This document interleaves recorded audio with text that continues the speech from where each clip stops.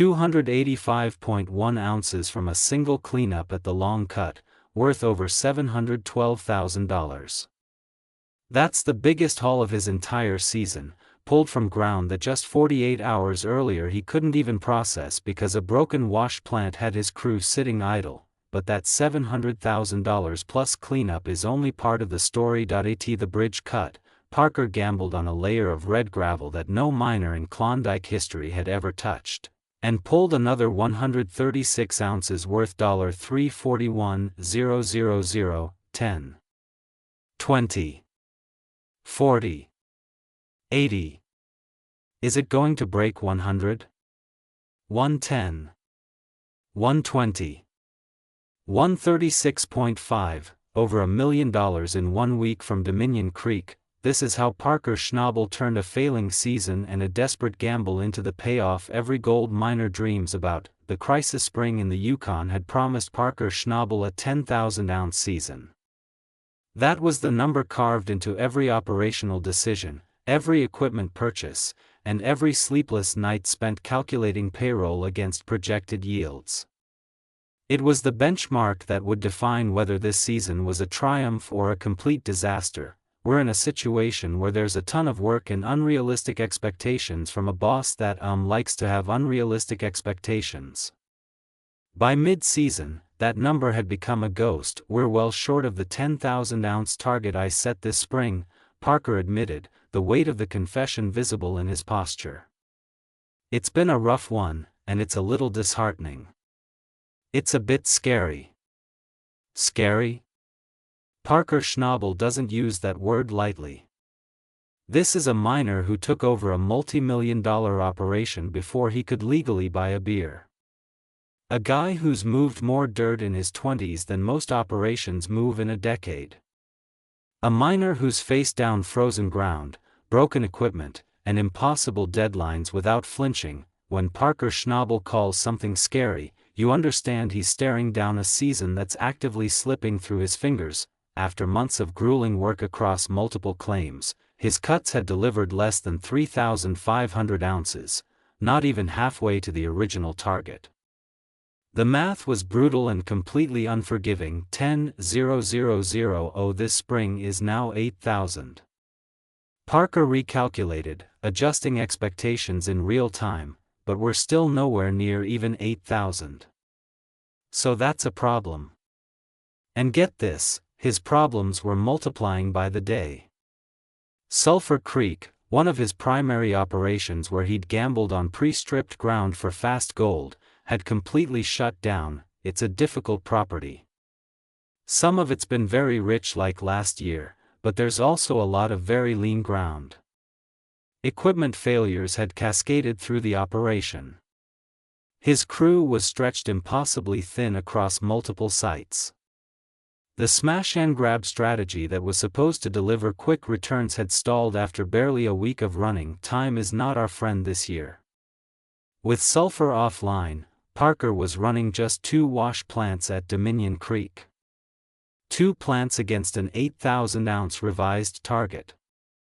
2 plants against a rapidly closing window before Yukon winter would freeze everything solid and end the season whether he was ready or not. Most miners would have started making phone calls, cutting losses, writing off the season, and planning for next year. Parker Schnabel made a different call entirely. The gamble at the southern end of Dominion Creek sits a 4-acre stretch called the Bridge Cut.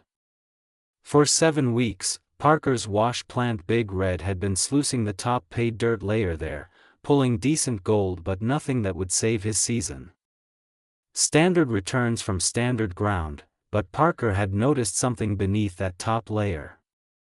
Beneath the 16 feet of overburden his crew had already stripped away, there was a layer of red gravel that caught his attention. Not the white channel gravel that Klondike miners have chased for over a century. Something different. Something intermediate. Something that didn't fit the usual geological profile at all. To the best of my knowledge, Parker said, studying the exposed geology with calculating eyes, nobody's ever sluiced that red gravel before. Nobody ever. In gold mining, that phrase precedes either spectacular discovery or spectacular failure. There's rarely anything in between. You're either a genius or a fool, and you won't know which until the gold hits the scale. It's a gamble that we're just going to have to take. We'll fire back up when the sun decides that it's summertime and make best use to everybody that we free up. Parker's plan was aggressive. Move Big Red half a mile upstream to the middle of the bridge cut, where his crew had already exposed this mysterious red layer. They dug out 15 feet of the stuff and stockpiled it, ready for processing.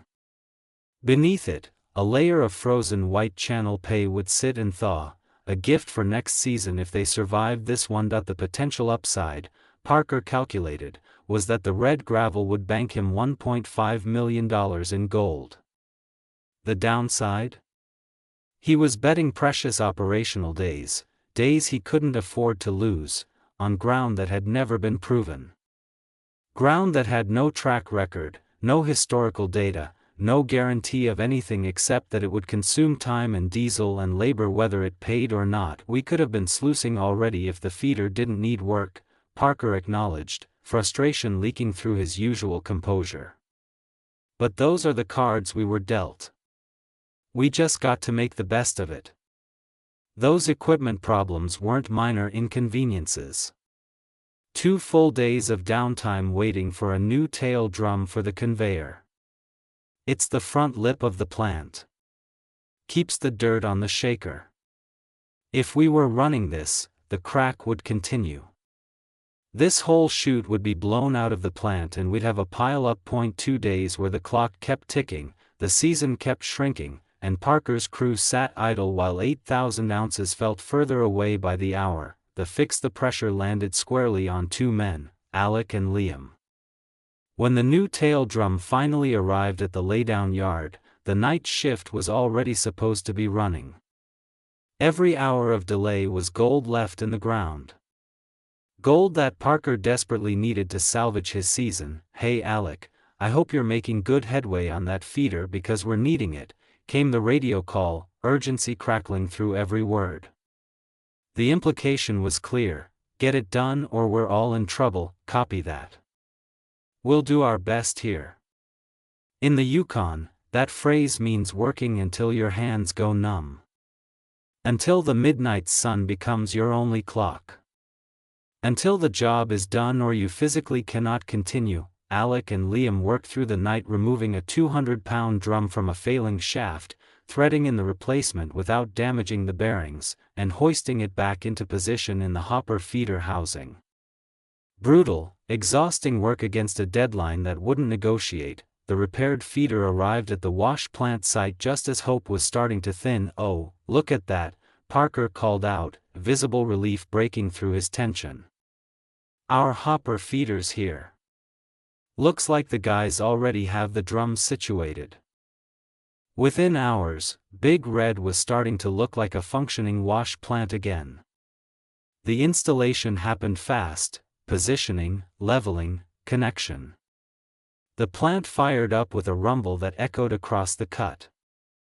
Alec flashed a thumbs up from across the site. Parker climbed into the excavator, loaded the bucket with untested red gravel, and prepared to throw the first scoop into a machine that represented his last best chance at saving the season. Here goes nothing. The unknown. This wasn't cautious mining. This wasn't following proven methods on established ground. This was a desperate play into territory with no track record, territory that would consume resources whether it paid or not. "We have a lot of red gravel ahead of us to sluice here," Parker said, watching the first loads disappear into the plant. "That's where all the gold's been hiding under the bridge cut. You know, you asked me at the beginning of the season if we'd be here sluicing. Say you're crazy, but it's just the cards we've been dealt.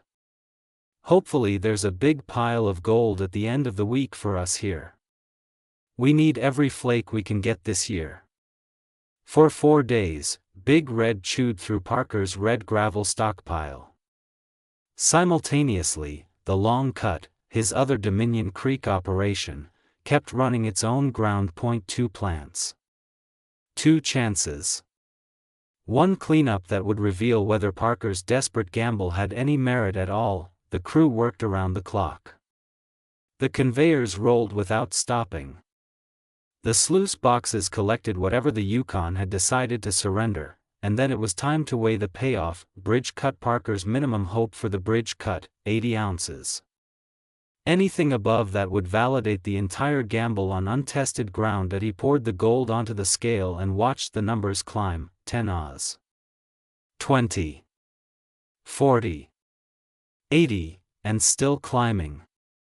Is it going to break 100? Someone asked the question, hanging in the air. 110. 120. 136.5. Parker leaned back, exhaling slowly as he processed what he was looking at. 136.5 ounces from ground that every previous miner in Klondike history had ignored or simply never reached. Worth over $341,000. You broke 100, buddy, Mitch confirmed, a wide grin spreading across his weathered face. You finally did it. Wow. The red gravel is not worth throwing away. Yeah, that helps out a lot. That's true, right?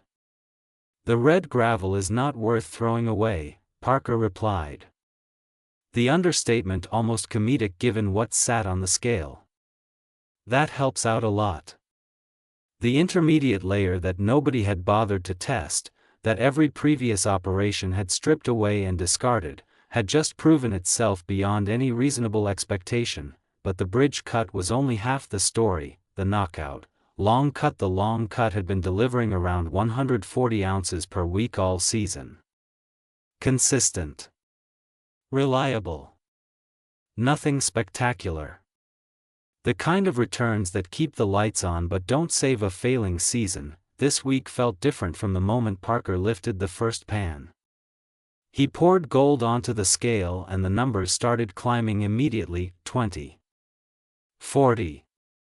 60. The heavy, dense clink of gold hitting steel, that unmistakable sound that's nothing like any other metal on Earth, filled the cleanup shack. 80. 100. The pile kept building. Golden flakes and nuggets cascading onto each other like the ground had been saving up for this exact moment. Like Dominion Creek had finally decided to show what it was truly capable of. 130. 150. 180. Parker stood motionless, arms crossed tight against his chest, jaw clenched as he watched the numbers tick upward. 200. 230. 240. Mitch leaned forward, both hands planted on the table, staring at the growing mountain of gold like he didn't trust his own eyes. His knuckles went white against the wood. 270. 285.1 ounces. The shack went completely silent. The scale's digital readout held steady. 285 ounces of raw Yukon gold sat in a pile the size of a grapefruit, glinting under the cleanup lights. Dense, impossibly heavy for its size, worth more than most people earn in a decade of hard work. $712,000. The long cut's best haul of the entire season by a margin that defied explanation. Keep her going. 180. 190. 200. 230. 240. 270. 285.1. Mitch straightened up slowly, shaking his head in disbelief. He ran one weathered hand across his beard, then looked at Parker with an expression caught somewhere between shock and something close to reverence. Not bad, huh, man? His voice came out quieter than usual, almost hushed. There's your almost 300, Parker replied. But his usual measured composure had cracked. The corner of his mouth pulled into something he couldn't quite suppress, a grin fighting to break free. Now it's starting to look like Dominion Creek. That single sentence captured everything. After weeks of disappointment, after equipment failures and shutdowns and targets that seemed to mock every effort, Dominion Creek had finally remembered what it was capable of producing. We hit a hot spot, Parker added, nodding slowly as the reality settled in. That's good. The total the week's cleanup delivered 421.6 ounces. The Bridge Cuts Red Gravel Gamble and the Long Cuts Unexpected Hot Spot had produced together what neither would have achieved alone, over $1 million from Dominion Creek in 7 days, season total, 3,867.8 ounces, still behind the 8,000-ounce revised target. Still facing an uphill battle against the calendar and the coming freeze, but for the first time in weeks, the trajectory had shifted.